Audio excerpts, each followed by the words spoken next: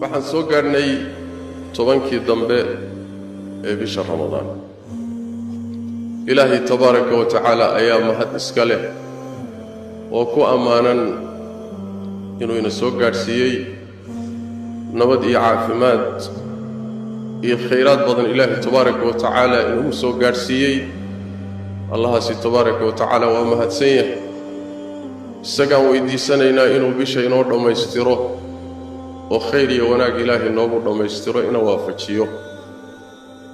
waa fursad Ilaahay uu nasiiyay subxaanahu wa tacaala oo ay tahay inaynu ka faa'iidaysano. saddex arrimood ayaa muhiima inaynu ku dadaalno: waa qur'aan iyo qiyaam iyo siyaam. waynu wadnay horeba waynu wadnay, laakiin waa xoojinaynaa. haddaba hadyigii nebigu calayhi salaatu wasalaam iyo dhaqankiisu muxuu ahaa hadyiga nebigu inuu ku dadaalo calayhi salaatu wasalaam usaliya nebiga inuu ku dadaalo daacada iyo ilaahay u dhowaanshiyihiisa si aanu ugu dadaalin habeenada kale sanadkoo dhan. yani tobankani way uga calaamadsanayeen marka la eego sanadka kale sanadkoo dhan intiisa kale. بخاري مسلم بايقنا عائشة وحي كسورين رضي الله تعالى عنها إنتي كان النبي صلى الله عليه وسلم إذا دخل العشر الأواخر من رمضان شد مئزره وأحيا ليلة وأيقظ أهله. طبعا كهبيني وقدم بير رمضان مركز صوت قالان إبي الأوضان النبي صلى الله عليه وسلم شد مئزره قنتي أيوب جيجي سنشري. waxay culimadu ku fasireen in loola jeedo in nabigu sallallahu alayhi wasallam cibaadada alle habeenadaasi uu ku dadaali jiray. marka nabigu sallallahu alayhi wasallam uu dadaali jiray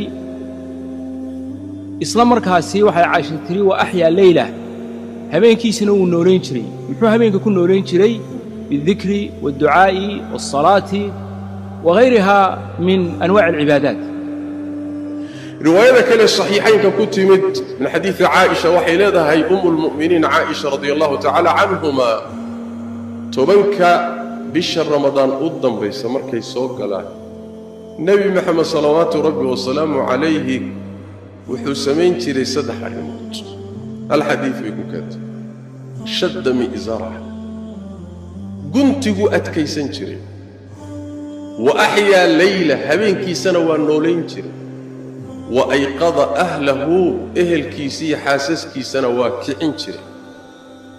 إن كلا براروجية أو عبادة لو توسيو سيدو رسولك سمين جري صلى الله عليه وسلم سيقولنا كنت قوات كي سنة كنوات توسينه سي أي خير كأولو ذاقان وأمر أهلك بالصلاة واصطبر عليها. عائشة وحي لها النبي عليه الصلاة والسلام تبكنا عبادة هذا يوصل قلان guntigu dhiisha iskaga dhigi jiray. halkay Soomaalidu tiraahdo guntigu adkaysan jiray, habeenkiisana wuu nooleyn jiray, reerkiisana wuu toosin jiray bay Aisha leedahay. wuxuu ahaa Nabi Muxamed calayhi salaatu wasalaam tobanka habeenee ugu dambeeya bisha Ramadaan mid dadaala si aan u dadaalin sanadka intiisa kale oo dhan.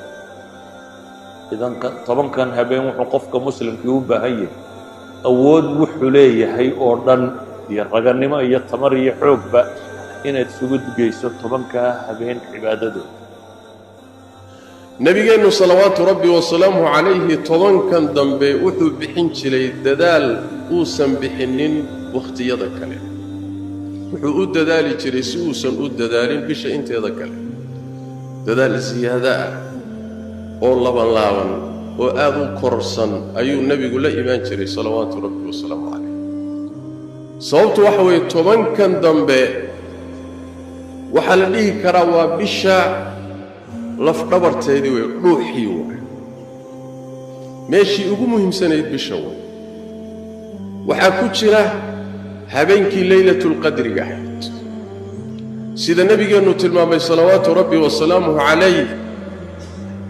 waxaad ka raadisaan buu yidhi tobanka dambe ee bisha haddana habeenada tirada isdheer حري رسولك إلهي عليه الصلاة والسلام بشن واتن دينتمي وفيه ليلة خير من 1000 شهر بشن وحاكم دو كجر تهبين كم بلود كخير بدن عملك للسمية عمل كم بلود للسمية وكخير بدن يهي من حرمها فقد حرم الخير كله ولا يحرم خيرها إلا محروم رواه ابن ماجه بإسناد حسن حري النبي عليه الصلاة والسلام قفك هبينك خير كيسك قضاء ربهان وامد قضاء وخساري هبين كان خير كيس وحاك قضاء وقراء قف حمانتي سو إلهي كفو قيسي سبحانه وتعالى وإلهي وكايستي توفيق دي وافتشنتي خنوننتي يتوسنتي ولا يحرم خيرها إلا محروم